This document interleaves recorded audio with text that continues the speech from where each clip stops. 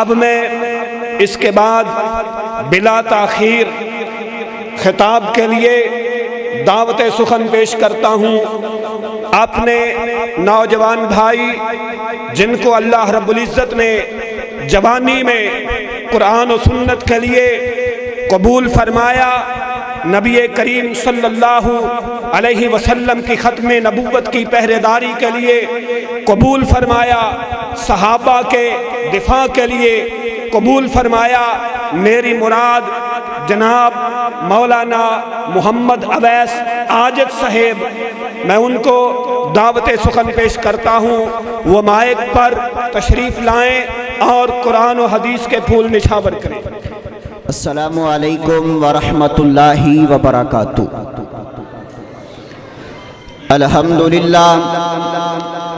الحمدللہ رب العالمین والعاقبۃ للمتقین والصلاة والسلام علی سید الانبیاء والمرسلین اللہم صلی علی محمد وسلم وبارک صلی علیہ۔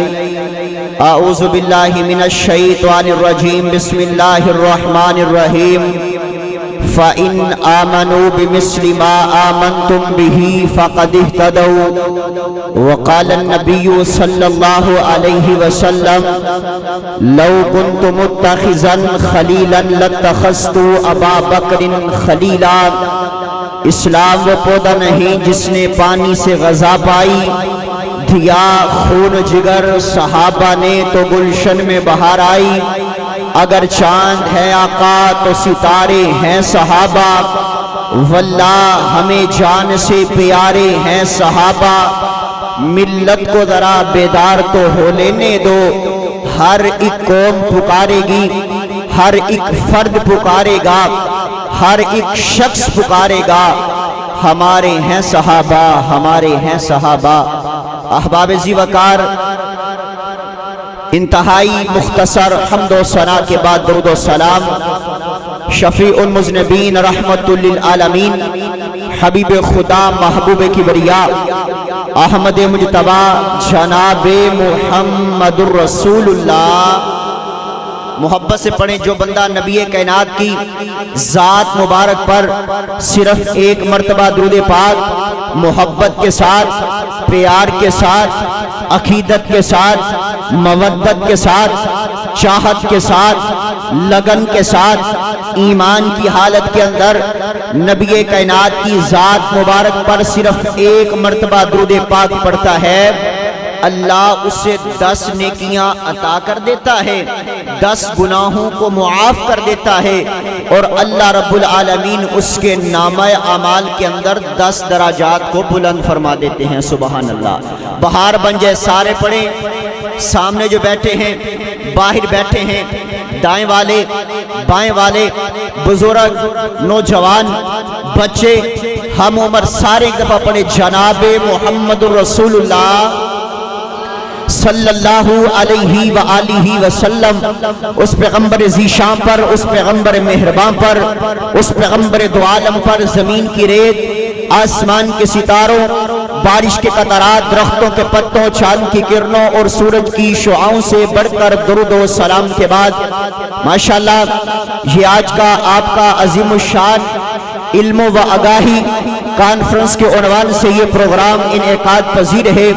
اس پروگرام کے اندر جن احباب نے محنت کی ہے، کوشش کاوش کی ہے، تعاون کیا ہے، مسجد کی انتظامیہ، بچے، بزرگ، نوجوان، محترم جناب پیر عبدالقادر صاحب، محترم مولانا قاری سیف الرحمن آسن صاحب، دیگر رفقا، درد دل کے ساتھ میں آپ کا مسافر ہوں اور مہمان بن کر کے آیا ہوں اور دین کا مسافر ہوں۔ ایک دعا میں نے آپ سے کروانی ہے اور آپ نے میری دعا کے اندر آمین کی گواہی ڈالتے ہوئے شامل ہونا ہے۔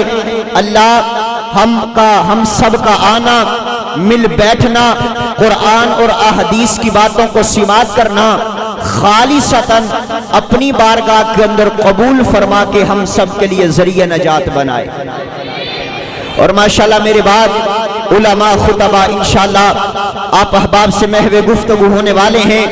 انشاءاللہ خصوصی خطاب شیر پاکستان خطیب عرب و عجم حضرت مولانا منظور احمد صاحب اور انشاءاللہ مقرر ذیشان میرے والد محترم مولانا نواز عاجز صاحب اور مولانا سیف الرحمن عاصم صاحب انشاءاللہ آپ احباب کے سامنے بڑا شاندار خطاب فرمائیں گے۔ میں اپنی بات کا آغاز بلا تمہید کرنا چاہتا ہوں کیونکہ علماء کا جمع غفیر ہے، وقت کا احساس اور آل رکھتے ہوئے انشاءاللہ انتہائی اختصار کے ساتھ چند معروضات آپ احباب کے گوش گزار کرنا چاہتا ہوں۔ جتنے دوست احباب بیٹھے ہیں میری بات کو اپنے دل کے ساتھ کنیکٹڈ کر کے میری آنکھوں میں آنکھیں ڈال کر کے چند معروضات سماعت کیجئے۔ اللہ نے پھر کبھی موقع دیا تو انشاءاللہ باتیں ہوں گی، لیکن اب میں بڑے اختصار کے ساتھ بلا تمہید اپنی بات کا آغاز کرنا چاہتا ہوں، اور میرا دل چاہتا ہے کہ آج میں آپ کے سامنے عظمت صحابہ، رفعت صحابہ، مقام صحابہ، شان صحابہ، بلندی صحابہ، عزت صحابہ، احترام صحابہ کے حوالہ سے چند معروضات آپ احباب کے گوش گزار کرو۔ تو آئیے توجہ میری طرف رکھیے، نگاہیں میری طرف رکھیے، بات شروع ہو چکی ہے۔ حضرات اگر کوئی شخص محنت کرے وہ محنت کر کے خطیب بن جائے گا، اگر کوئی محنت کرے وہ محنت کر کے ادیب بن جائے گا، اگر کوئی محنت کرے وہ محنت کر کے مقرر بن جائے گا، اگر کوئی محنت کرے وہ محنت کر کے علامہ بن جائے گا، فہامہ بن جائے گا، وائز بن جائے گا، خطیب بن جائے گا، عالم بن جائے گا، زاہد بن جائے گا، حافظ بن جائے گا، قاری بن جائے گا۔ ہاں میری جماعت کا عقیدہ یہ ہے، ہماری دعوت یہ ہے، ہمارا پیغام یہ ہے، میرے مسلک کی حقانیت یہ ہے۔ میرے ساتھ ایک مرتبہ بولیے گا، محبت کے ساتھ ایک مرتبہ جواب دیجئے گا کہ کوئی بھی انسان محنت کر کے صحابی بن سکتا؟ کوئی بھی انسان محنت کر کے صحابی بن سکتا؟ نہیں بن سکتا۔ یار پتہ نہیں آپ بولتے کیوں نہیں ہیں؟ اللہ کے فضل و احسان کے ساتھ، مالک کائنات کی توفیق خاص کے ساتھ اور اپنے والدین کی دعاؤں کے ساتھ میں نے پورے ملک پاکستان کے اندر عظمت صحابہ کو بیان کیا ہے، اور میری پہچان ہی عظمت صحابہ بن چکی ہے، لیکن آپ میرے ساتھ بولتے نہیں ہیں۔ اللہ آپ کے علم و عمل میں برکت دے۔ جب میں آپ کو بلواؤں آپ نے میرے ساتھ بولنا ہے، کیونکہ شہید عالم اسلام حضرت علامہ احسان علی ظہیر شہید رحمہ اللہ فرمایا کرتے تھے، آدھی تقریر خطیب کرتا ہے، آدھی تقریر عوام کرتی ہے۔ چلو اس طرح کریں، پونی تقریر میں کرتا ہوں، پائیا کو آپ نے کرنی ہے۔ آئیے ذرا اب توجہ کیجئے، کون سا چہرہ دیکھا ہو جسے صحابی کہا جاتا ہے؟ حضرات آئیے، صحابی بننا آسان بات نہیں ہے۔ صحابی کی تعریف کیا ہے؟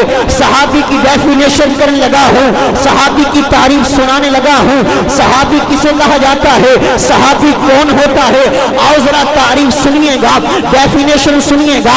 جس نے ایمان کی حالت کے اندر نبی کائنات کا چہرہ پر انوار دیکھا ہو، جس نے ایمان کی حالت کے اندر نبی کائنات کا چہرہ دیکھا ہو، پھر ساری زندگی ایمان کی حالت کے اندر گزاری ہو، اور جب موت کا پیغام آ جائے، اللہ کا قرآن اعلان کرتا ہے کل نفس ذائقۃ الموت، ہر ضرور چیز نے موت کا ذائقہ چکھنا ہے، اور جب موت کا پیغام آئے ایمان کی حالت میں آئے اسے صحابی کہا جاتا ہے۔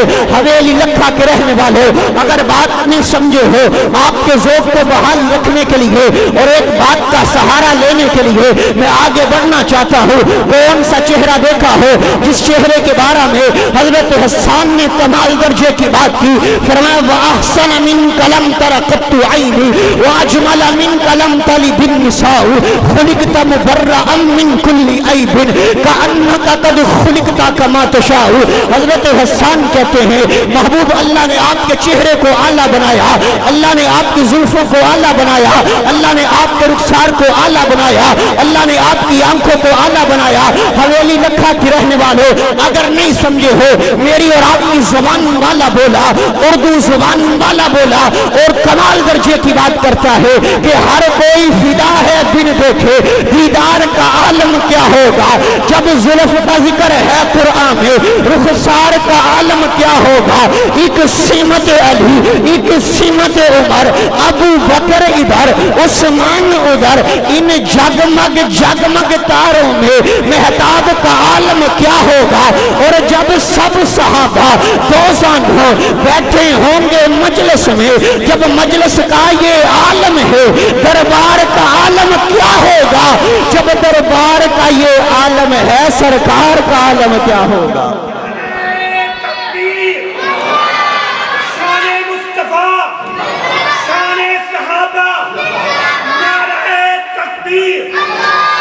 آئیے ذرا توجہ کیجئے، آپ نے صحابی کی تعریف کو سنا ہے، سنا کیا ہے، جس نے ایمان کی حالت کے اندر نبی کائنات کا چہرہ بھی دیکھا ہو اور ایمان کی حالت کے اندر ملاقات بھی کی ہو، ساری زندگی ایمان کی حالت کے اندر گزاری ہو، موت کا پیغام ایمان کی حالت میں آئے، اسے صحابی کہا جاتا ہے۔ پھر میں اللہ کے فضل و احسان کے ساتھ اللہ کا قرآن پڑھنا چاہتا ہوں۔ قرآن کا پہلا پارہ ہے، سورۃ البقرہ ہے۔ اللہ اعلان کر رہے ہیں، فرمایا فَإِنْ آمَنُوا بِمِثْلِ مَا آمَنْتُمْ بِهِ فَقَدِ اهْتَدَوْا۔ اللہ فرماتے مجھے ایمان ایسا چاہیے جیسا ایمان صحابہ کا ہے، مجھے ایمان ایسا چاہیے جیسا ایمان ابو بکر کا ہے، جیسا ایمان عثمان کا ہے، جیسا ایمان عمر کا ہے، جیسا ایمان علی کا ہے، جیسا ایمان طلحہ و زبیر کا ہے رضوان اللہ علیہم اجمعین۔ اللہ تیرے صحابہ کے ایمان کے کیا کہنے، اللہ ابو بکر بھی ایمان والے، لیکن اللہ جب میں جناب بلال کے ایمان کا مطالعہ کرتا ہوں، جب میں جناب بلال کے ایمان کے بارے میں پڑھتا ہوں تو بلال کے ایمان کے کیا کہنے، جب امیہ بلال کو تپتے ہوئے کوئلوں پہ لٹاتا تھا اور بلال کہتا تھا احد احد کی آواز کو بلند کرتا تھا اور بلال کہتا تھا اللہ کے علاوہ مشکل کشا کوئی نہیں، اللہ کے علاوہ حاجت روا کوئی نہیں، اللہ کے علاوہ بگڑی بنانے والا کوئی نہیں، اللہ کے علاوہ بیٹے دینے والا کوئی نہیں، اللہ کے علاوہ بیٹیاں دینے والا کوئی نہیں۔ پھر تیرے اور میرے آقا نے بلال کو مقام عطا کیا ہے۔ آقا فرماتے اے بلال کعبے کی چھت پر چڑھ جا، آذان دینا شروع ہو جا۔ آقا جی میں بلال، آقا جی حبشے کے رہنے والا، آقا جی آپ کا غلام بلال، اور کعبے کی چھت پر چڑھ جاؤ۔ فرمایا ہاں بلال کعبے کی چھت پر چڑھ جا۔ آقا جی کعبے کی عظمت وہ ہے، میں نیچے کھڑا ہو کر کے آذان دوں گا، لوگ میری بات کو سنیں گے۔ آقا فرماتے ہیں اے بلال اذان سنانا مقصد نہیں ہے بلکہ دنیا والوں کو بتانا مقصد ہے۔ لوگ اپنے غلاموں کو نیچا کرتے ہیں، محمد اپنے غلاموں کو اونچا کرنے کے لیے آیا ہے۔ آئیے اللہ کے قرآن کریم کی ایک اور آیت مبارکہ سنیے اور میں اپنی بات کو اختصار اور اختتام کی طرف لے کر کے جانا چاہتا ہوں۔ اللہ اعلان کر رہے ہیں، قرآن کا 28واں پارہ سورۃ المجادلہ ہے، اللہ اعلان کر رہے ہیں، فرمایا رضی اللہ عنہم ورضوا عنہ۔ اللہ فرماتے میں صحابہ سے راضی، صحابہ میرے سے راضی ہے۔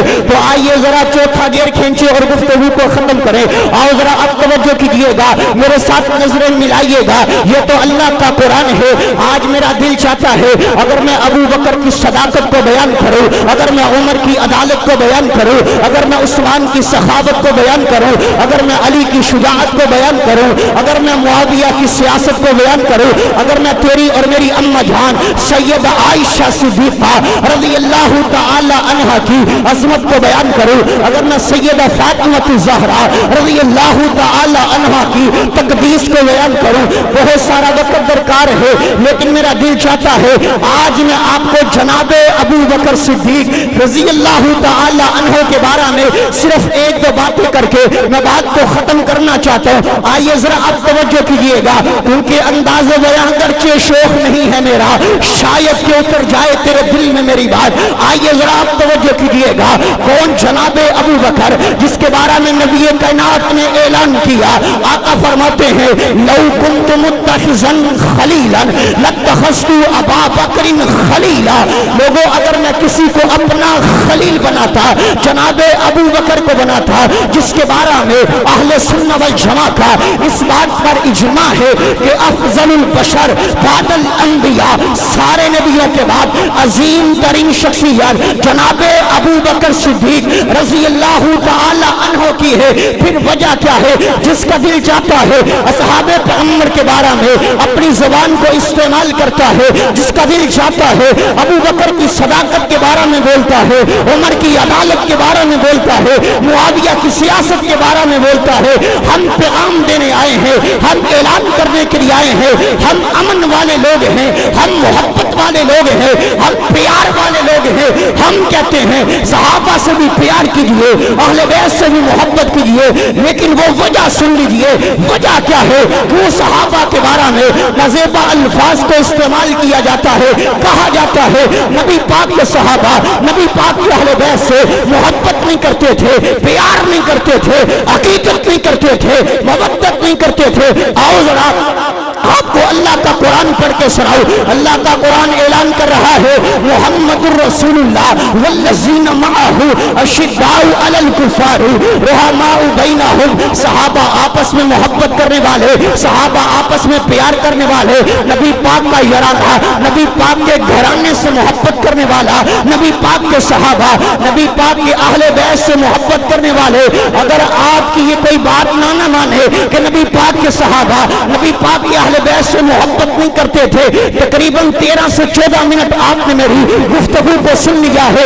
آپ ساری گفتگو اگر بھلا بھی دے، آخر میں 2-3 منٹ کے اندر میں اپنی گفتگو سمیٹنے لگا ہوں. اگر کوئی نہ مانے اس کو یہ بات ضرور بتائیے گا، ضرور سمجھائیے گا، اس کے تک یہ پیغام ضرور پہنچائیے گا. جناب ابو بکر صدیق سب کہیں رضی اللہ تعالی عنہ. جناب ابو بکر کے 3 بیٹے تھے، ایک کا نام محمد تھا. توجہ کیجئے گا، ہدارہ توجہ کیجئے گا. لاہور سے آئے مہمان کا آخری پیغام اپنے دامن میں سمیٹیے اور بات ختم کر لگا ہوں. جناب ابو بکر کے 3 بیٹے تھے، ایک کا نام محمد تھا، ایک کا نام عبداللہ تھا، ایک کا نام عبد الرحمن تھا. عبداللہ وفات پا گئے، باقی محمد بچے، عبد الرحمن بچے. محمد کو اللہ نے ایک بیٹا عطا کیا جس کا نام قاسم رکھا. عبد الرحمن کو اللہ نے ایک بیٹی عطا کی جس کا نام اسما رکھا. قاسم اور اسما کا آپس میں نکاح ہوا، اللہ نے ایک بیٹی عطا کی جس کا نام ام فروا رکھا. یہ ام فروا کون ہے؟ جناب ابو بکر صدیق رضی اللہ تعالی عنہ کی پڑپوتی ہے. اب ان کا نکاح دیکھیے گا، ان کی میرج اور شادی دیکھیے گا کن کے ساتھ ہونے لگی ہے. جناب حضرت علی المرتضی رضی اللہ تعالی عنہ کے پڑپوتے امام محمد باقر. امام باقر کون ہے؟ زین العابدین کے بیٹے ہیں، امام حسن کے پوتے ہیں، جناب علی کے پڑپوتے ہیں. جناب علی کے پڑپوتے امام محمد باقر، جناب ابو بکر کی پڑپوتی ام فروا. ان دونوں کا آپس میں نکاح ہوا ہے. اللہ نے جو بیٹا عطا کیا ہے دنیا اسے امام جعفر صادق کہتی ہے. امام جعفر صادق کو اللہ نے جو بیٹا عطا کیا ہے دنیا اسے امام موسیٰ کاظم کہتی ہے. امام موسیٰ کاظم کو اللہ نے جو بیٹا عطا کیا ہے دنیا اسے امام علی رضا کہتی ہے. امام علی رضا کو اللہ نے جو بیٹا عطا کیا ہے دنیا اسے امام تقی کہتی ہے. امام تقی کو اللہ نے جو بیٹا عطا کیا ہے دنیا اسے امام نقی کہتی ہے. امام نقی کو اللہ نے جو بیٹا عطا کیا ہے دنیا اسے امام حسن عسکری کہتی ہے.